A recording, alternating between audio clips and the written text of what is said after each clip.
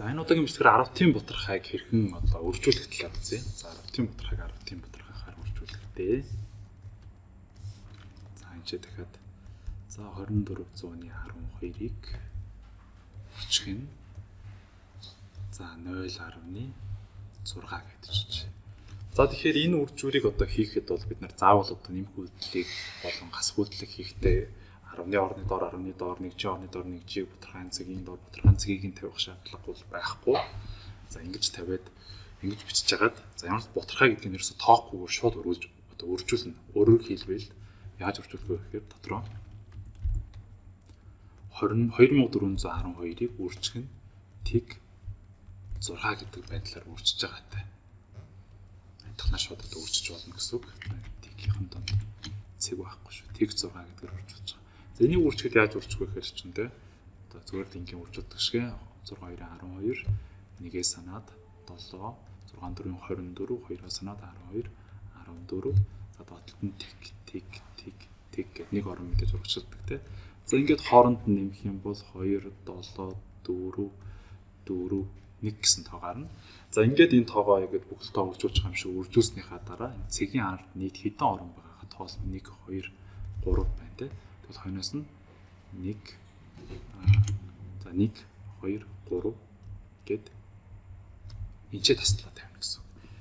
Тэгэхээр 24 бүхэл 100-ны 12-ыг 0.6-аар үржүүлэх юм бол 14 бүхэл 1000-ны тэг хамгийн бага орны чинь 1000-ны орон байна. Өнөөдөр нэмэгдээ те.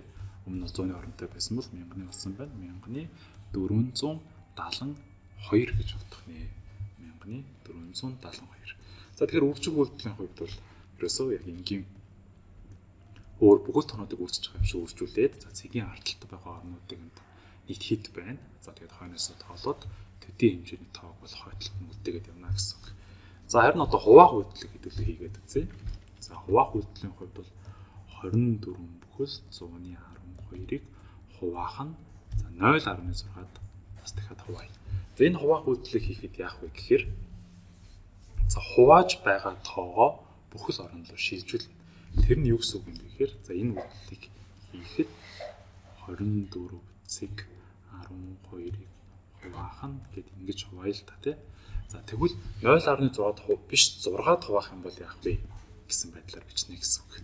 Тэгэхээр энэ маань за яг энгийн бутархай шиг хэдүүлээ бас бичээд үзэх юм бол 24 100-ны 12-ыг хуваах нь тэг 10.6 гэсэн үг тий. Энийг хоёулангийн 10-аар үржүүлэх юм бол энэ харьцаа маань харьцаа буюу энэ хуваагдалт маань 241.2-ыг 6-ад хуваасантай тэнцүү байна. За тэгэхээр бид нар 24 100-ны 12-ыг 0.6-ад хуваасна 241.2-ыг 6-ад хуваасантай тэнцүү байна. За тийм болохоор энэ хуваах үйлдэлийг ингээд 241.2-ыг 6-ад хувааж гүйцэтгэ. За тэгэхээр 24 гэдэг гэж өгч болж байна те. Тэгэхээр 4-өр өгөх юм бол хасах нь 24. За тэгээд тэг болчихно. 1 булаа 1.6-аас бага болохоор бас 2 бууж ирнэ. За тэгээд 2 бууж болохоор тэг 50. 2 орон зэрэг бууж байгаа. За тэгээд бутархай хэсэг рүүгээ орчиж байгаа болохоор энэ ч таслал тавиад 2-оор өгөх юм бол хасах нь 12 гээд үлдэгдэлгүй хуваагдаж байна. Өөрөөр хэлбэл энэ нь 40.2-тэй тэнцүү болох нэ. За тэгэхээр энэ дээр бол сая яаж бодсон бэ гэхээр 24 дээр бол мэдээж юугаа гэсэн те 6-га 4-оор 24-ыг хасаад 1 бууж ирсэн. За тэгээд нэгийн дараа 1 гэдэг нь бол өөрөө бүхэл хэсэг дээр явж ирсэн. За дахиад нэг нь өөрөө 6-аас бага болохоор дараагийн орныг бас буулгах шаардлагатай болсон болохоор 2-ын тоог буулгаж ирсэн. За тэгэхээр энэ 2-ын тоо бууж ирэхдээ бол 2-ын тоо бутархай орноос бууж ирж байгаа болохоор энэ чинь 40 гэдэг нь яг бүхэл хэсэг болоод 2 орны бууж ирсний тгийг хаталтанд бичээд за энэ 2-ын тоог бутархай хэсэг рүүгээ ороод ингэж бичигдэж байна. За тэгэхээр 241.2-ыг 6-ад хуваах юм бол 40.2-тай тэнцүү болох нь.